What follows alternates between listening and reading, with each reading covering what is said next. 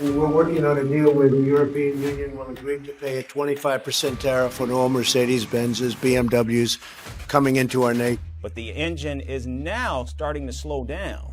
Massive layoffs, factory closures, and rising competition are shaking the very foundation of Germany's industrial strength. The German auto giants, Volkswagen, BMW, and Mercedes-Benz, have long dominated the global luxury and mainstream car markets. But now, rising competition from Tesla and Chinese EV makers, slowing demand in key markets, and internal struggles with electrification and software have left them vulnerable. In this video, we'll break down why these iconic brands are facing their biggest crisis in decades and what they must do to survive the industry's electric revolution. Stay tuned, because the road ahead is anything but smooth. All three companies saw massive profit declines in the first quarter, and the challenges are far from over. Germany is in trouble. And not just with its auto industry. What has long been Europe's economic powerhouse has seen 2 consecutive years of GDP contraction. Now, its automotive heavyweights seem to be struggling with sales and meeting the electric and software-driven future, compounding an already tough issue. Add in high energy costs, high labor costs, and now tariffs. How are they going to turn things around? The state of play. Let's start with the numbers. Volkswagen's operating income fell 37% year-over-year in the first quarter of 2025. BMW's earnings before interest and taxes dropped 28.3%. Mercedes fell an astounding 40.7%. Mercedes claims some of that decline was due to one-time factors.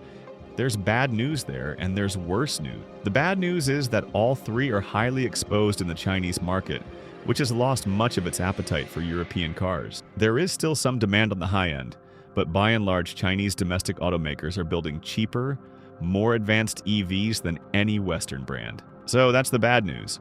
The worst news is that the other profitable export market, the United States, just imposed a 25% tariff on all imported vehicles. And I do mean just. The 25% tariffs effect had not reached the market by the time these companies reported earnings. Plus, today, Trump threatened 50% tariffs on the EU.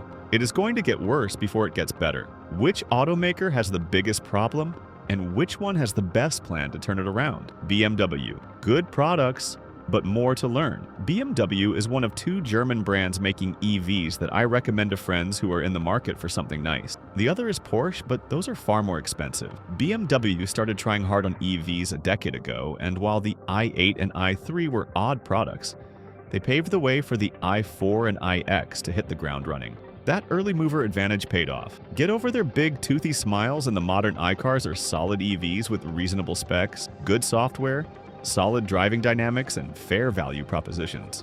The i5 and i7 follow the same formula, and while none of the BMWs are leading the world in EV tech, they're all good options. If the i3 was BMW's first generation EV, and the i4 et al. Are the second generation, its upcoming Neue Klasse vehicles are supposed to prove that the third time's the charm. These models will offer 800-volt architectures, lightning-fast charging, and far more advanced EV batteries and powertrains than existing BMW. They'll also offer a new generation of panoramic iDrive with AI. The new system, with its door-to-door screen, should offer more of a software-defined experience, with more of the tech features you see in Teslas and Chinese EVs. Will that be enough to establish BMW as more of a leader in the EV space? It certainly bodes well in the West, where most of the luxury EVs on sale still feel like early efforts. Software-defined design is also a key way to drive down cost, as is newer battery tech, so I'm hoping the company can offer more value on its next generation of EVs. BMW did not reply to my request for comment,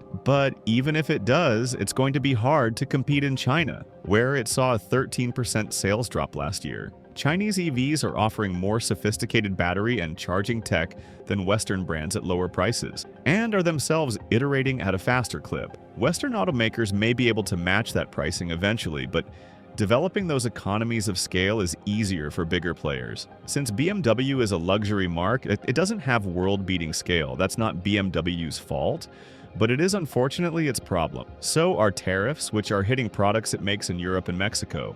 But its most profitable SUVs are at least built in the US, with far greater US parts content than its Audi or Mercedes rivals. Mercedes' weaker start, bigger fall. Mercedes' top-line decline was the worst, and I'd argue that's partly because it's gone further off track than the other two German giants. Its egg-shaped lineup of EQ-branded EVs was mostly a flop.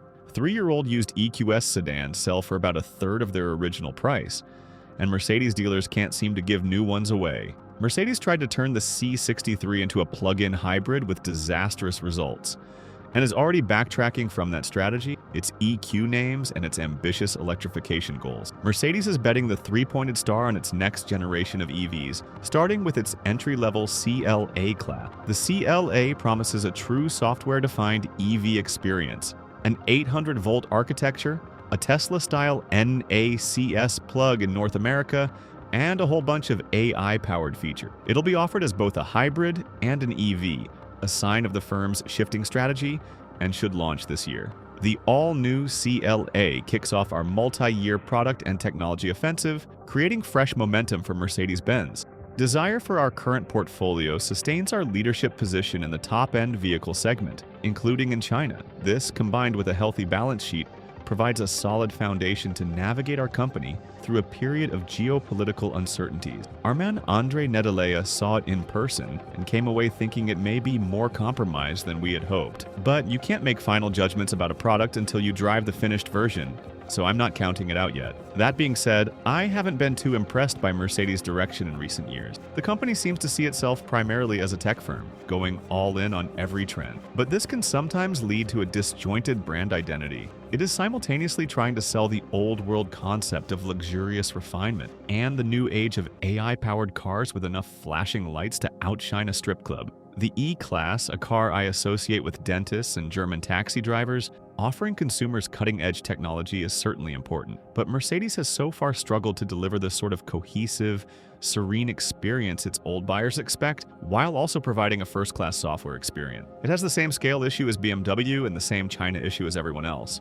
but it is the smallest of the three and starting from, in my view, the worst position. It is also extremely exposed to US auto tariffs, with even its made-in-America products being built almost entirely out of foreign parts. Volkswagen, the giant stumbles. BMW and Mercedes are smaller players. They produced fewer cars last year than companies like Chery, SAIC, Suzuki, Nissan, and Honda. VW Group is Goliath, outdone on the sales charts only by Toyota. But we all know what happened to Goliath in that story. These days, there are a lot of Davids emerging in China, and they have some really good slingshots. Volkswagen was the largest automaker in China for quite some time. That changed in 2024, when BYD unseated VW.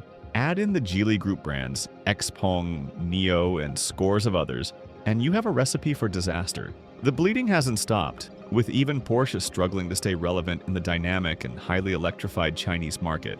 Don't forget to like, subscribe, and share this video. Stay tuned for more explorations into the automotive innovations that have shaped our world and continue to drive us forward.